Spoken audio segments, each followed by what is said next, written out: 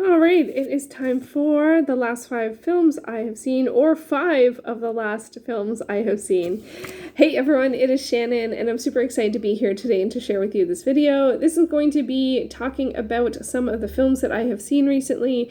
So I've actually seen 15 films since the last video I did talking about film, which was back in January. So I thought it might be fun to do another sort of set of quick fire reviews responses. So I have put the 15 titles I have seen onto a spinner. We are going to randomize and talk about them, and my hope is to talk about 5 in 3 films and then be caught up. So these are very much like sort of more response reactionary, what the experience of watching the film was like, as opposed to like in-depth reviews and analysis and stuff like that. I'm more so going to talk about like why I watched the movie and what I thought about it, and just sort of like go from there. So yeah, so let's get this party started. So this is what I've watched February through early May. So what will be the first film to discuss?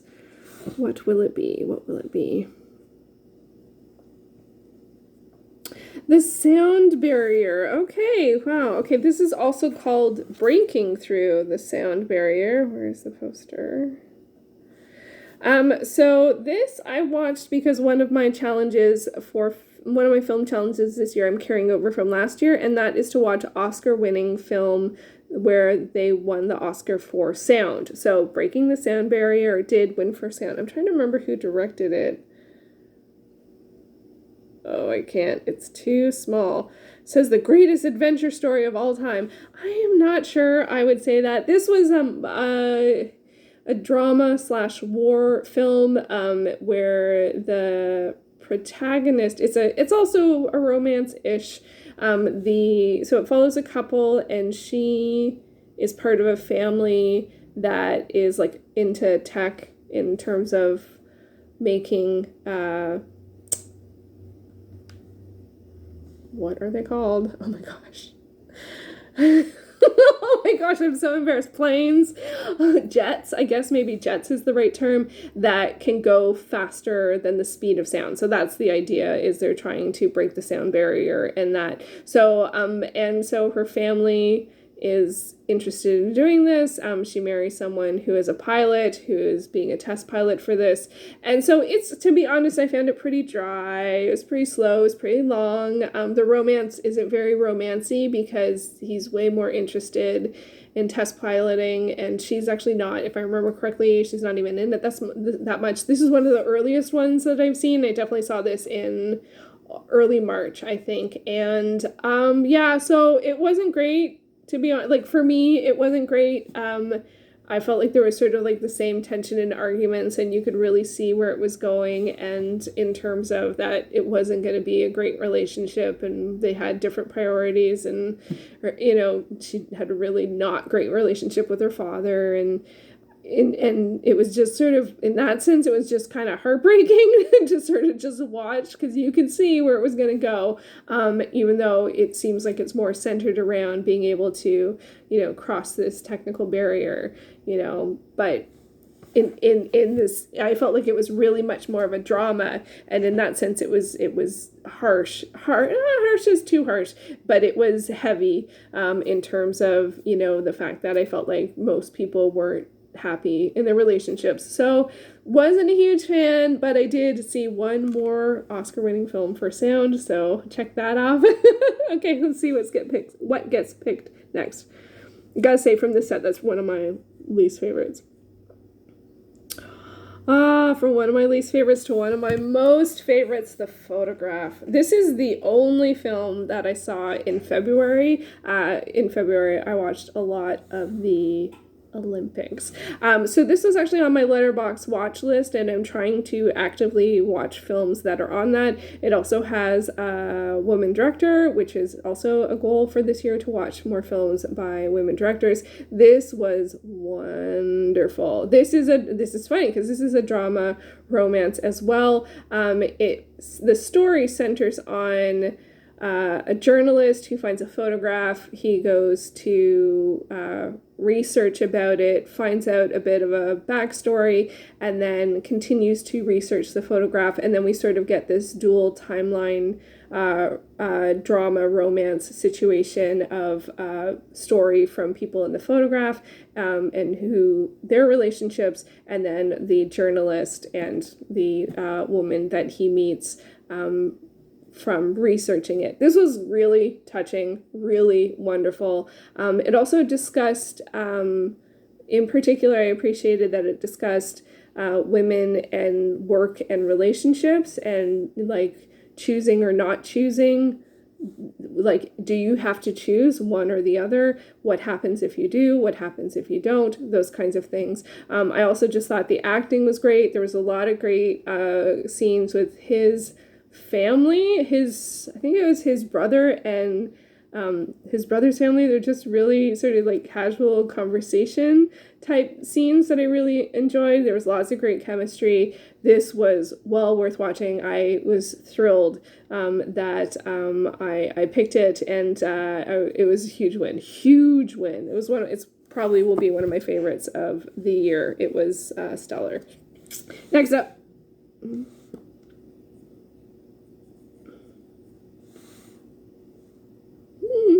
Frankenstein 2015. It's funny, this is actually the second version of Frankenstein I've seen this year, and I think I've come to realize that I will just always watch Frankenstein adaptations, whether it's a film or a TV show. There's been several TV show adaptations. There's a web series that I watched as well. Oh, I can't remember what that was called. I watched that. Yeah, so Frankenstein. Okay, so this one's interesting. Since it's from 2015, it stars Xavier Samuel in the lead role. Carrie-Anne Moss is also in it, and Danny Huston, and Tony Todd. Wow, I don't remember who Tony Todd played in this. Oh yeah, okay, yeah, Tony Todd. Anyway, but this is actually the reason I read Frankenstein back in 2015. I heard that this adaptation was coming out. I decided to finally read the book. It was one of the books I picked for that year for my book to film challenge. And then now, here we are, 7 years later, I finally saw it. It's available on Hoopla. I believe that's how I saw it. It didn't come out, I don't think, in theaters here. And it was really interesting. Now, it is really gory, so I will say that. And there is definitely some disturbing stuff in here, which almost always happens with any kind of iteration of the Frankenstein story. In this situation, we have Carrie-Anne Moss and Danny Huston as scientists, and they create a fully formed human-ish. And Xavier Samuel plays the Frankenstein monster, and who is very strong, not terribly well, does not develop communication skills very well, or is slower than his strength, and then fear. They get afraid of him, and then things progress. So Frankenstein really is, it's one of those weird ones, or maybe it's not. It's one of those stories that is definitely horror or supernatural, depending on how you look at it. But it also really is social commentary. How do we respond to someone who is strong, but that we can't communicate with, or someone or something that is strong and then we're scared of, and then what do you do? And so there are social commentary elements to this one as well. I thought it was quite well done. It's definitely a lower budget, not as low budget as the one that I saw in January, but I never felt like I didn't enjoy or understand what I was seeing. There were some really great special effects in this. I thought it was quite touching. It is extremely heartbreaking, I found, as well. But I think it's just lower budget in the fact that it's a smaller cast and lots of open spaces, sort of that kind of creative choices. And I didn't have any problem with that at all. And I think I'm trying to remember if this is directed by, I can't remember who directed this, but this might be the same director. I don't want to say in case I'm wrong. Anyway, but I really enjoyed it. It is really gory, so unfortunately it won't be for everyone. There was definitely lots of like gory type horror stuff, which I think in some ways is too bad, because I really feel like the heart of this story is a drama, and there's lots of emotion in this, and there's lots of like how we perceive and respond to people kind of stuff going on in this one that I thought was extremely well done and sensitively done. So I thought it was great. And I actually thought Xavier Samuel as the Frankenstein monster was really good, and it's a really challenging role. And I thought he did a great job. I haven't seen him what he's been up to recently, but I think he's a really good actor. Okay, let's go. Next up.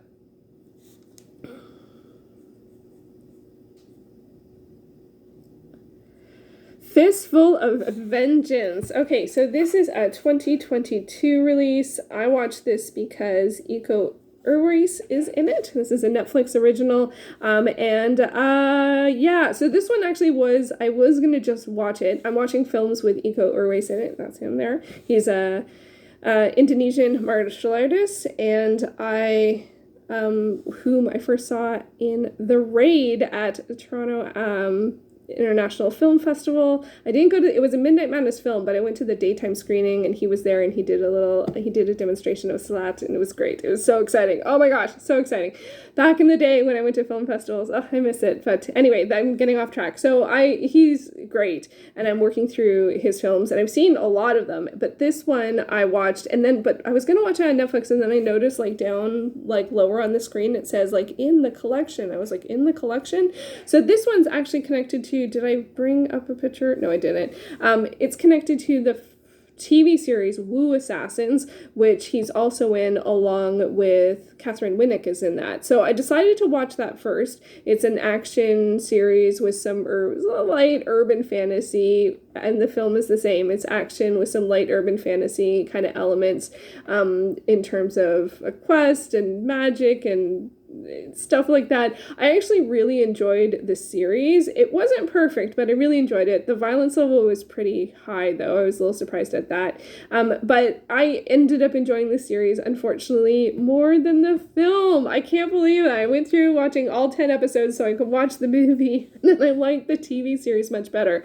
I don't know if I would recommend watching the film without seeing the series. There's some things that, that are pretty, action movie with this, and, people trying to do stuff. I don't think it would be unclear, but you wouldn't understand the backstory of the relationships to the main guys that are in the film. That was actually one of my other things that I found a bit challenging, was that the women from the TV series, most of the women from the TV series are not in the film, and they have instead generally they have some women who are romantic interests over women who, are fighters. So that also didn't hit me the right way. And I just generally think with the TV series, I didn't have any problems going with the sort of urban fantasy elements or magic or mythic elements, and I found them a little harder to get to with the film. So unfortunately, it was one of those things,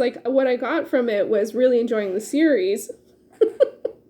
And then the film itself, not so much. So kind of a weird combination there. All right, see if I can get one more in really quickly. I don't know if I should belay it to another one. Takers. Okay, so Takers, this was actually one of the first ones I saw.